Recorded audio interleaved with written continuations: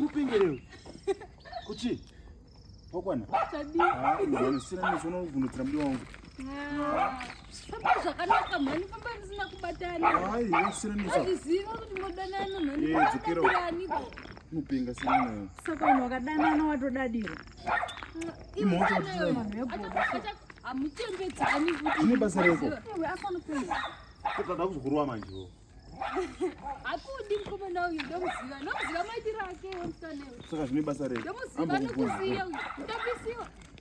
Ndakuzokurova iwe. Nakana uchitengedzwa zvivazepize zvanana nhasi. Uenda kuzokurova iwe. Kusiyana naye. Ndengedzwa zvizepize zvanana naye wazvikutenzi. Unenge uchingosimbisa ndozvoita vavengi vanenge vachingosimbisana kuti ticharambana vachingosimbisana kuti danana isi zvodanana zvichitoita tichitowirirana zvose zvichiita rubvongo hapana chatosiya zvose zvichitoita zvakanaka nawo.